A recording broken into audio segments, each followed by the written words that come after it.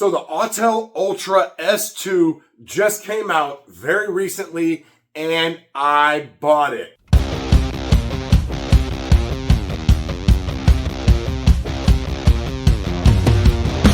Nuts and bolts with Tone here, guys, and I'm so excited. I just bought the Autel S2. Actually, I bought it about 2 weeks ago and I just got it. I'm going to share with you my opening this thing up from my very first impression all the way through, going through everything, showing you all the stuff it comes with, and we're going to go over a bunch of the features that I've checked out in the vehicle. This scan tool is amazing, and I've never bought a scan tool before in 20 years. I've always worked at shops that had scan tools, I've always used them. My shop now is a huge shop with a lot of guys, and we really only have a few scan tools. I've been lucky. Companies have sent me scan tools that I've used, so I've had the ability to have scan tools. However, no scan tool does what this one does.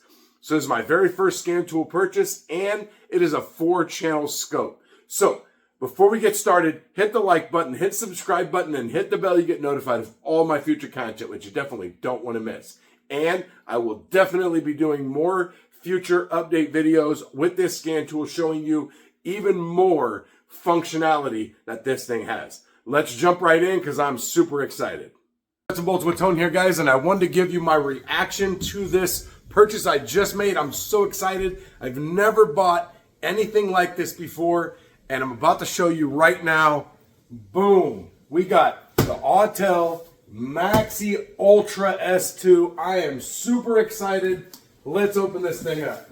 Man, I've been waiting for this thing. I ordered this a couple weeks ago, and it was supposed to be 10 to 12 days, but they said you could get it in 5. And yeah, so I just got it today, so I'm super stoked. Big old box. Look at that thing. Holy cow. All right, let's get you over here. And let's check this guy out. Let's check out what's in the box. What's in the box, Tone? All right, here we go. This is the newest, latest and greatest scan tool on the market. This does stuff that no other scan tool does. This is the baddest scan tool out. I mean, look at this screen on this thing. Look at that. That's my forearm. Look at that, from my fingertips. This thing is ginormous. All right, we got all kinds of stuff. I got to call Autel and register this thing. Man, let's check out what comes in the box. Comes in the box. We got the VCI here, or VCMI. This is a scope too. This is a 4-channel scope. So we got that guy there. We got the OBD2 plugs right here. We got a docking station. Comes with a docking station, so you can put it on the dock all the time, always charged. Nothing worse than having the scan tool and it is not charged. Next up is in here, because this is a 4-channel scope, as well as a super awesome scan tool. So let's check. I mean, look at this bag. Look at just how big this is. Let's check out what's in this sucker here. Holy cow. Holy Toledos in the Lidos. I mean, and look at this. It's all labeled. Look at that. We got breakout lead, scope test lead, scope. We got the AC/DC adapter.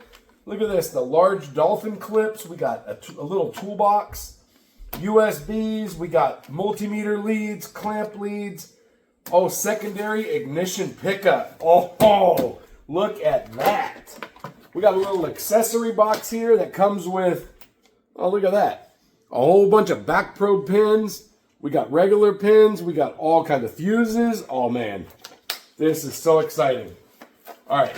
Let me get this thing registered, and we'll see what it looks like. All right. Let's check it out. Let's turn this thing on. Hopefully it's charged. Autel is closed today. So, oh, look at that. Has a little stand back here. We can put it like that. Let's check what this thing looks like when you turn it on. Woo! Look at how big this screen is. This thing is big. This is really nice. All right.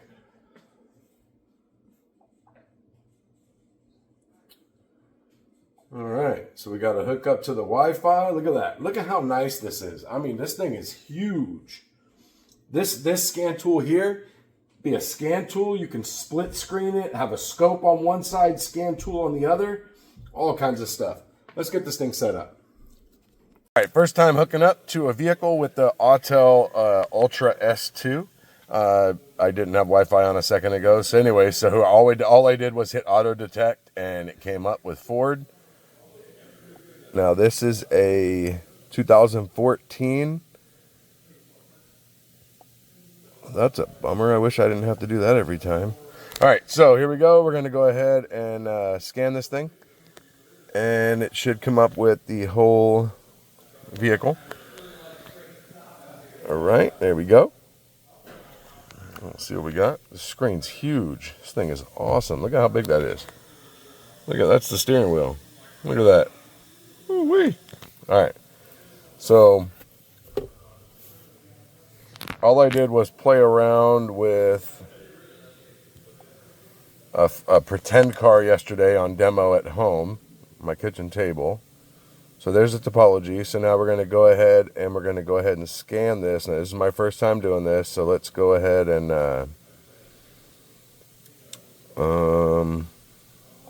fault scan. Well, look at how fast that was. All right, now we're going to go to, you got to go to list. All right, and there we go. So yesterday this thing had 14 codes. I cleared all the codes and tried to start it. And so here are the codes. All right, so this code is new, this low pressure fuel system circuit. Now, the only thing I did yesterday was I drained the lower fuel filter to get a fuel sample. Let's go live data. So now, I guess it didn't start, and so they took it to a mechanic, and the mechanic told them, or somebody told them, they needed to replace the high pressure fuel pump. So they replaced the high pressure fuel pump and crankcase filter and the water separator filter, and that's it. That's all they did. All right, so what we want to look at is, now I am not familiar with Autels. I never really used Autels in the past. We've always had Snap-on scanners, and then I had a Top-Don, so I've always used those. So all of the different options as far as so let's go, we're just going to go with, I wonder if I can change. All right, there we go. Oh, that's nice. Look at that. So it was in KPA a second ago. Now it's in PSI. I just hit this button. The Top-Don, you have to actually go out, or at least my Phoenix Lite, you have to go out and go into settings and change it for the whole scan tool. So like here, Celsius. So let's go ahead and push that. We're going to go ahead and change it, and look, it went to Fahrenheit. All right, so we got, we're looking at fuel rail pressure, and we're looking at the low pressure fuel pump command state. There's one more that we need to see here. Let's see here. And low pressure fuel system switch. All right.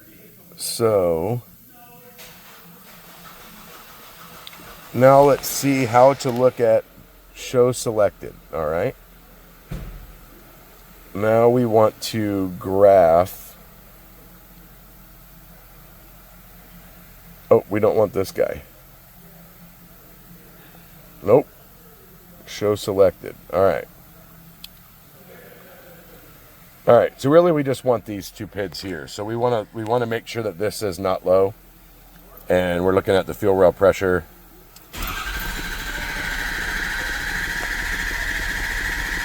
So low side is not low.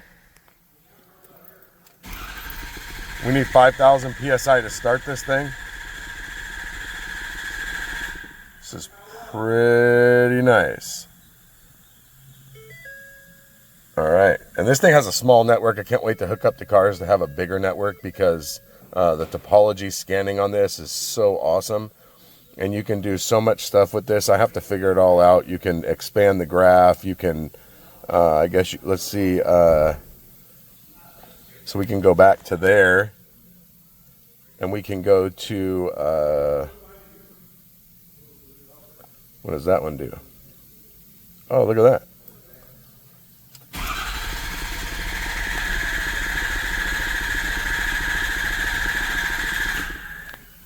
All right. So now back to graph. And we can make it bigger. So we can make this graph bigger. You can see here.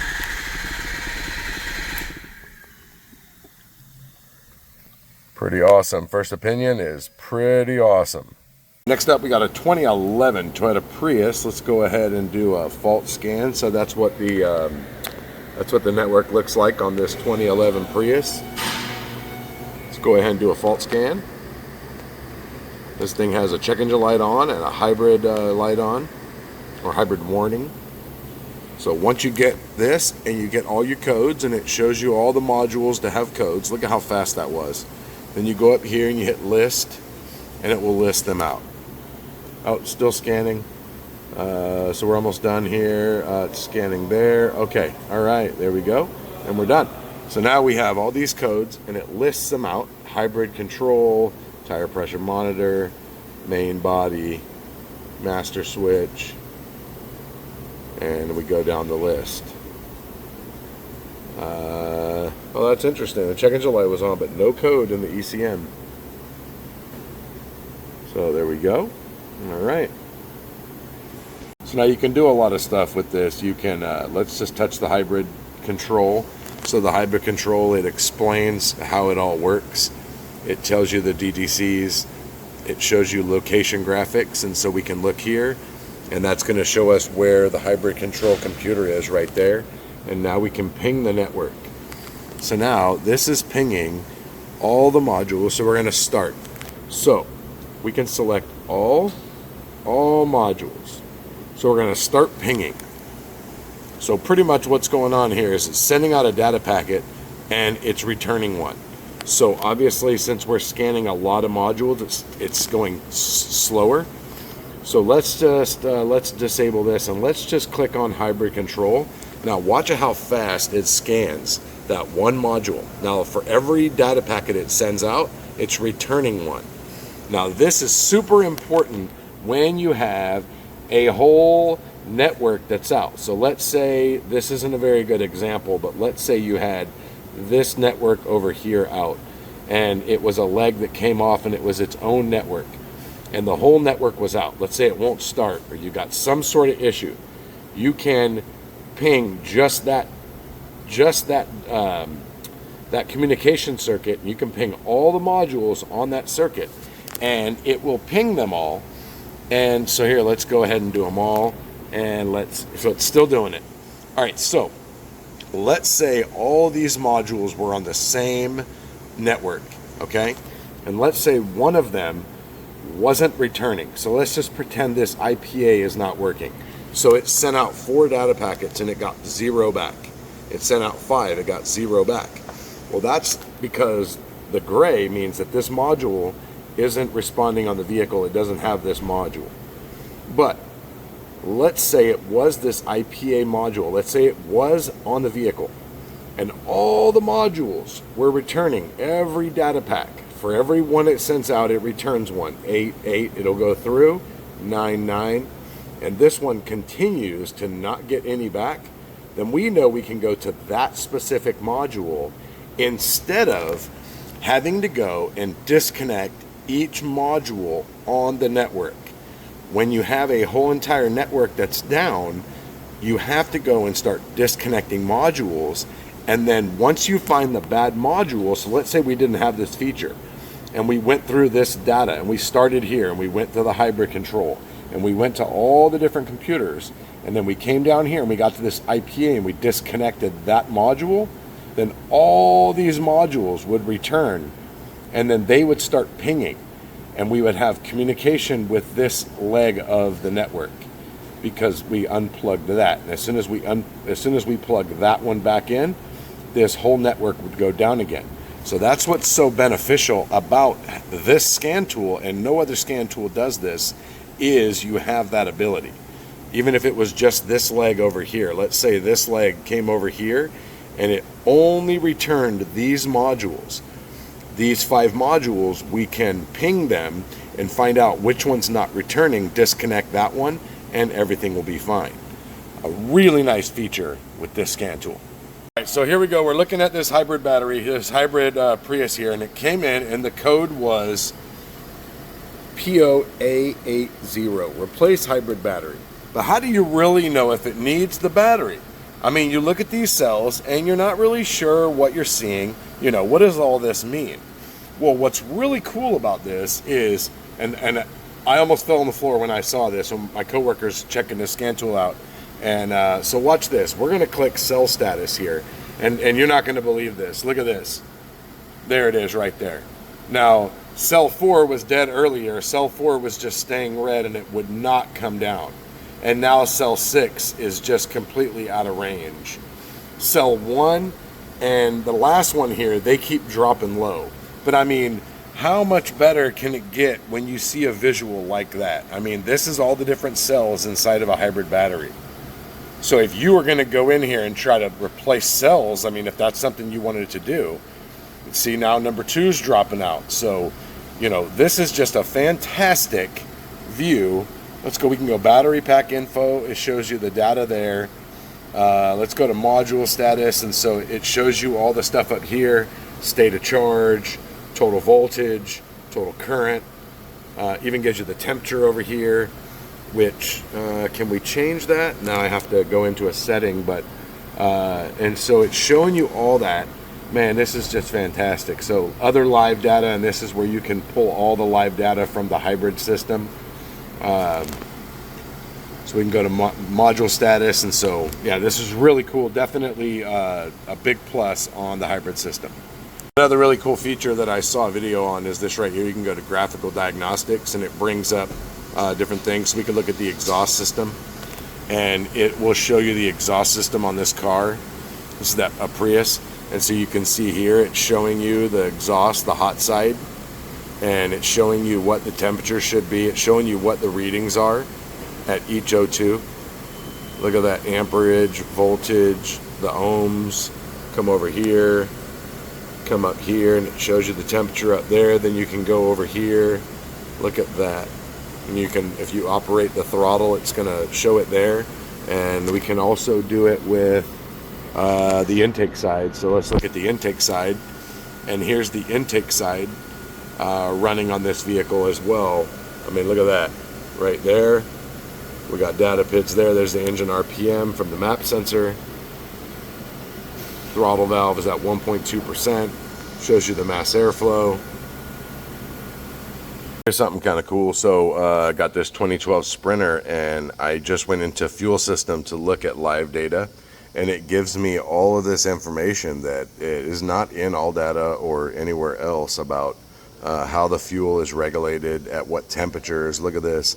Switch over from rail pressure regulation via quantity control valve to rail pressure regulation via mixed fuel operation at fuel temp 70 degrees Celsius. So this is actually really cool because this information is not in anything that I've ever seen.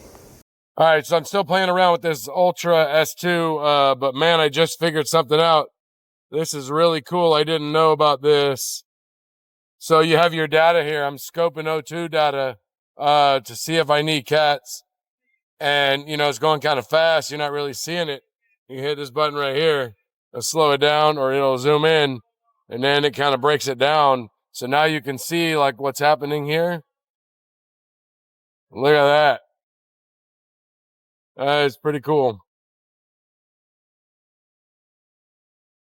Yep, still learning.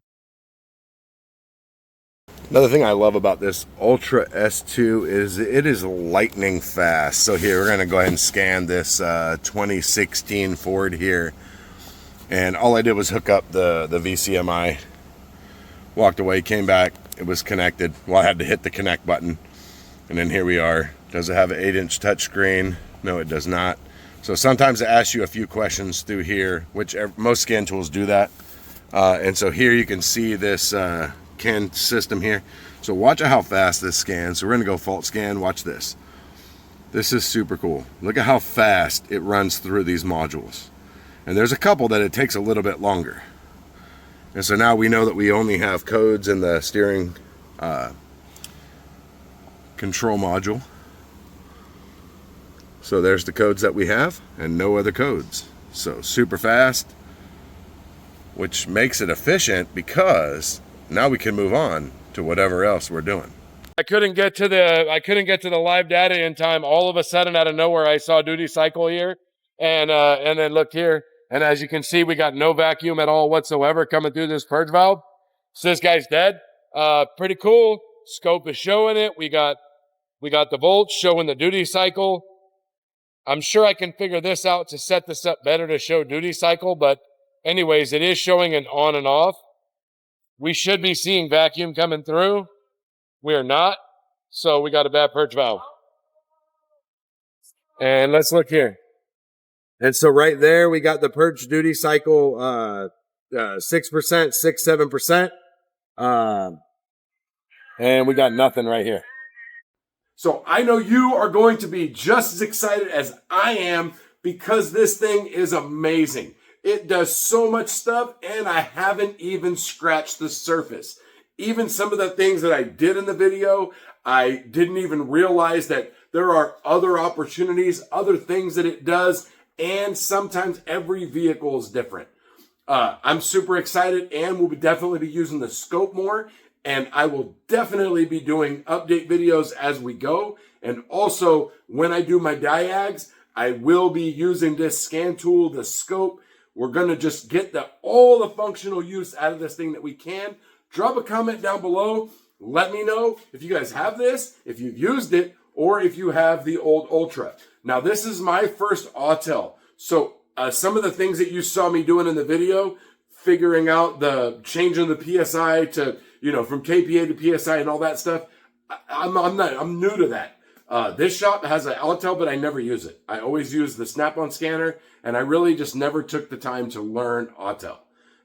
So another thing with this scan tool is that because it's a 4-channel scope, you have this big VCMI. It's a big connection where it connects to the car. Now, you have to turn that when you plug it in, the DLC will power it up. It will turn on.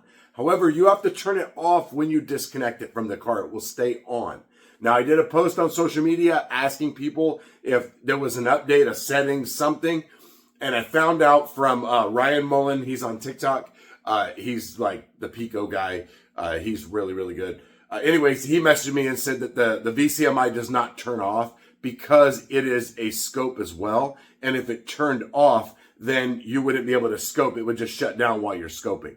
So unfortunately, you do have to turn this VCMI off after you get done using it. It's not a big deal. I just remember now that when I'm putting it away, I have to turn it off. Now, a Honda Mike guy, he did post and he sent me a thing. Well, actually a lot of people posted and they said that what they do or what you can do, what a lot of guys do is they have a smaller VCI that plugs into the vehicle, hooks up to the scan tool that doesn't have a scope. It only powers on when you plug it in and it depowers when you take it out. So if all you're doing is scanning the vehicle and you're not scoping, you can get a smaller dongle to plug in that will communicate. It will still work the same as the scope. You just won't have this giant VCMI box that you have to power off every time. So I will most likely be getting one of those. I got to figure out which one's the best one for me to get, but you can get that as well.